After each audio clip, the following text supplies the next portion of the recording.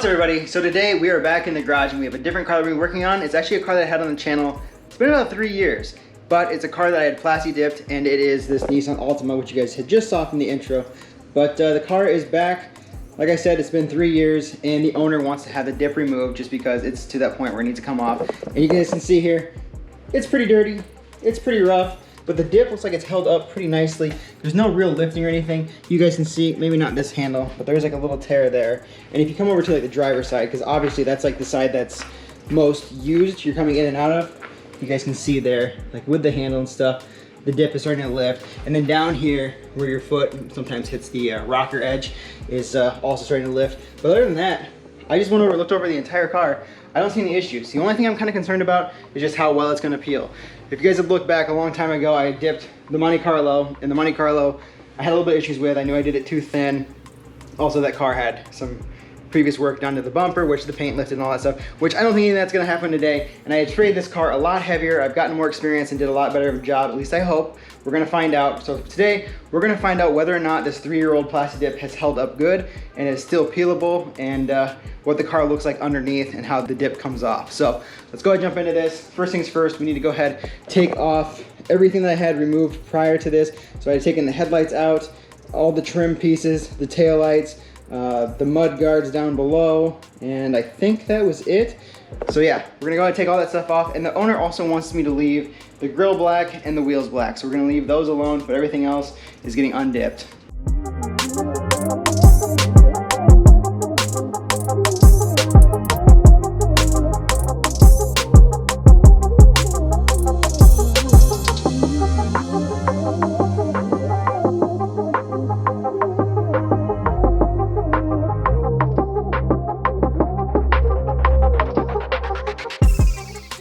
So I just went ahead, got the headlights, taillights, all the trim pieces, everything removed, the mud flaps. So everything is out of the way. It's exactly how I had it previously when I had dipped it 3 years ago. I had to go back and see the video just to see how much I had disassembled.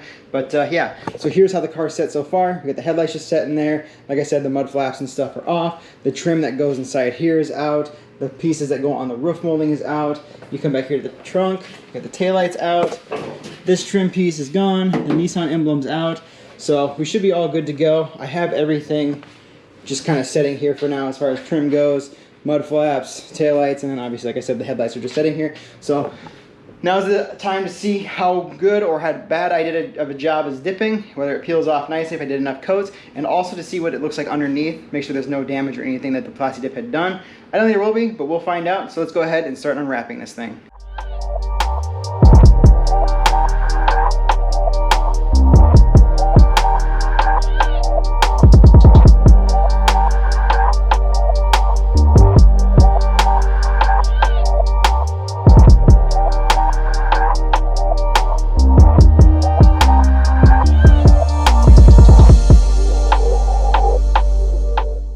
So you guys have it, got all the dip off of this fender. It actually looks pretty good, and the dip is nice and stretchy, so it must be enough coats. We'll see. Usually like down on like the rockers and stuff, it's usually where it's like thinner, but yeah, that came off pretty good. Left a little dirt behind, but overall not too bad. So let's just keep on moving on this thing.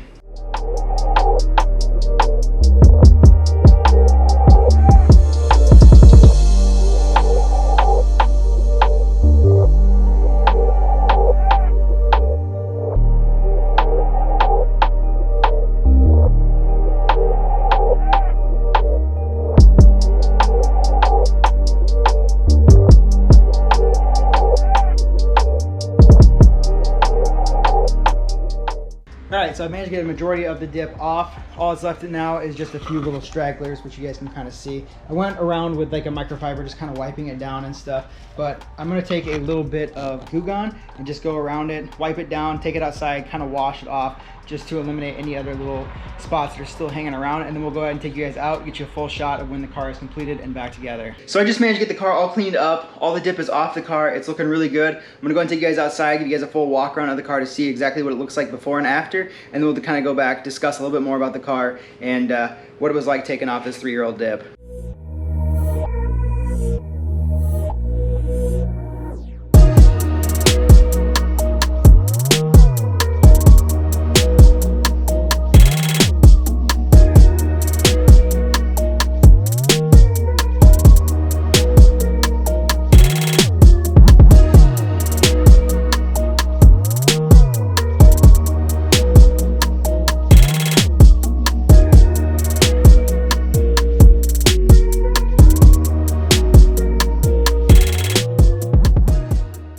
So now you guys got to see the car all undipped, and it looks really good. I'm really happy with the way it turned out. The dip did do a good job. It protected the paint, although the dip was kind of a challenge to take off. Now, like I'd mentioned earlier when I was peeling it off, I don't know if I sprayed it too thin, and that may be mostly my fault, or if it's just the fact that it's 3-year-old dip, or it may not have been taken care of, like cleaned as regularly, or used the dip coat on it to help protect it and stuff. But overall, getting the dip off wasn't horrible. It did take quite a bit of time to get off, but like I said, it did the job, protected the paint, and as you guys just saw, the paint looks awesome.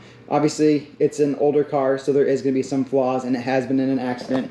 So there is a few little issues that you will see here and there. My biggest things I came across when working on this car, peeling the dip off, was anywhere there's like a little rock chip, like you guys can see here in the hood, or any kind of like scratches, kind of like down here in the bumper and stuff.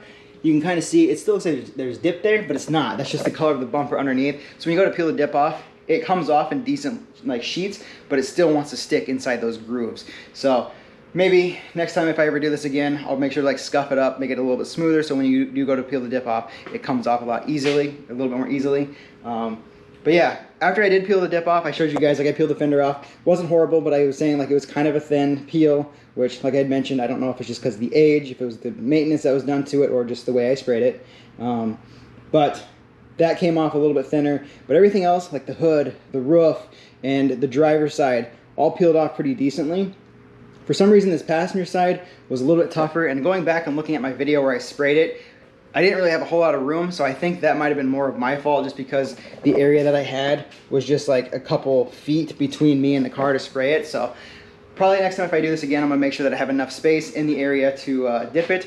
But overall, I'm pretty happy with the way the outcome of this car is.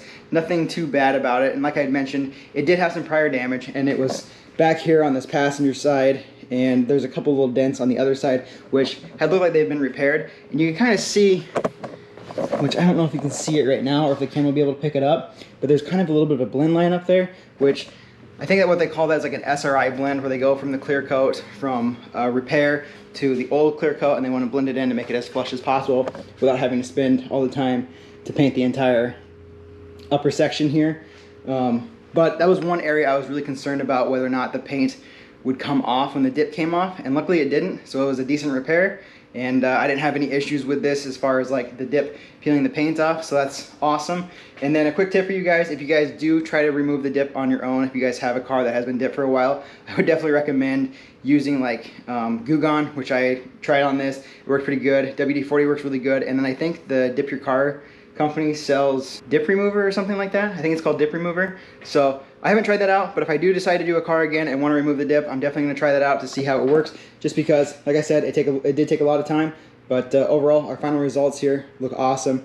I'm happy with it. I really like the way the car looks now. I did leave the wheels black as what the owner wanted, and I left the trim black, the grille stayed black, and then as you guys saw from the video when we were outside, this whole section back here, so this piece here and the emblem both stayed black. So I think it looks pretty good. I'm happy with it. 3-year-old dip. Might want to peel it off a little bit sooner than 3 years, or maintain it a little bit better. But yeah, I think it looks good. So hope you guys like this video. If you guys did, make sure you give it a big thumbs up. Don't forget to subscribe, and I'll see you guys in the next one.